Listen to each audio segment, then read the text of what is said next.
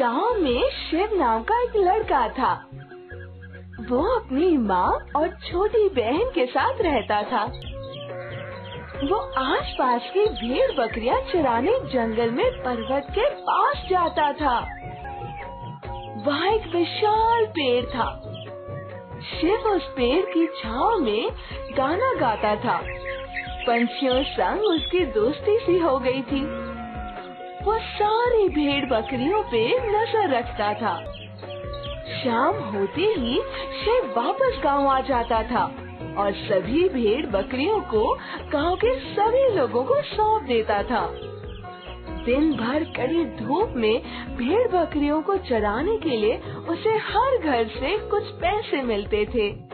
इन पैसों से शिव घर चलाता था और अपनी माँ और बहन का पेट भरता था। इस कमाई से वो घर के लिए जरूरी चीजें ला पाता था। लेकिन छोटी बहन को कभी कभी अच्छा खाना खाने का दिल करता था। वो हर दिन रूखा सूखा खाकर ऊब गई थी। ये बात शिव समझता था, लेकिन वो कर भी क्या सकता था। उसे अपनी बहन की पढ़ाई के लिए भी पैसे जोड़ने थे। अगली सुबह उठकर शिव फिर से भेड़ बकरियां चराने जंगल में पहुंचा तो उसने देखा कि एक लकड़हारा उस पेड़ को काट रहा था जिसके नीचे वो बैठकर भेड़ बकरियां चराता था।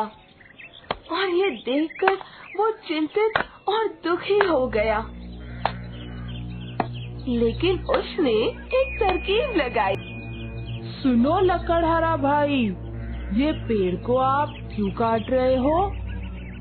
शायद आपको पता नहीं है कि इस पेड़ को जो कोई भी काटेगा तो इसमें बैठी चुड़ैल उस पे जा बैठेगी और उसे परेशान करेगी।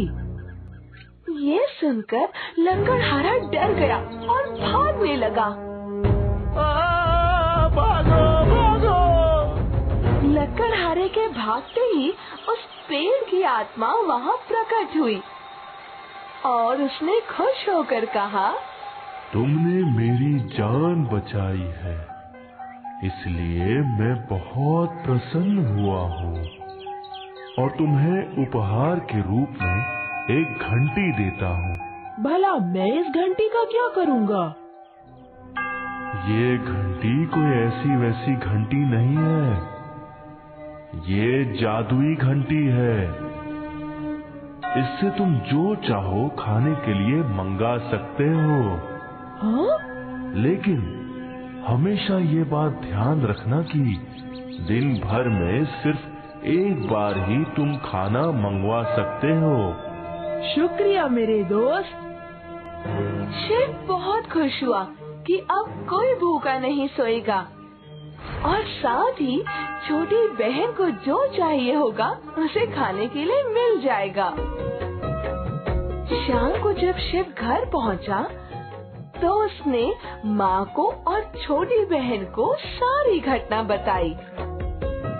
उसकी माँ और बहन बहुत खुश हुए और उन लोगों ने उस जादुई घंटी से विनती की और जो चाहिए था वो मंगवा कर जी भर के खा लिया और सो गए।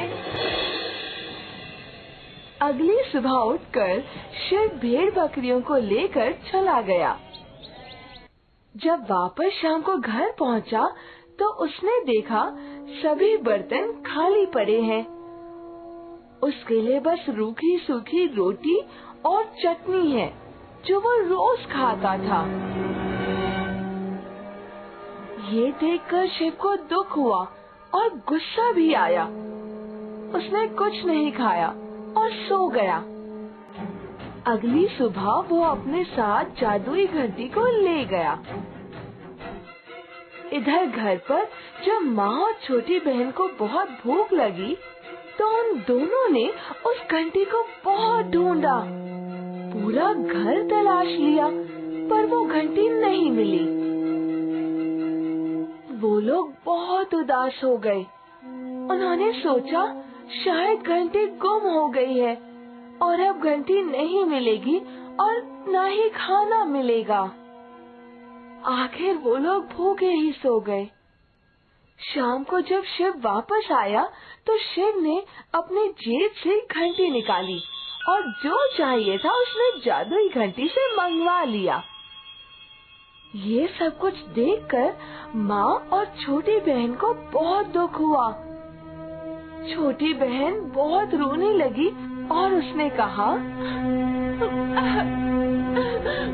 भाई आप स्वार्थी हो गए हैं, आप पहले ऐसे नहीं थे। शिव को ये सुनकर बहुत दुख हुआ। उसे अपनी गलती का भी एहसास हुआ, पर उसने अपने दिल की बात भी बताई। आपने घंटी से खाना तो मांग लिया, लेकिन आप लोग मेरे लिए रखना भूल गए। मैं थककर भूखे पेट ही सो गया, मैं और क्या करता। इस बात से मुझे दुख हुआ और मुझे गुस्सा भी आ गया। बहन को भी अपनी गलती का एहसास हुआ और फिर सबने मिल बांटकर खाना खाया।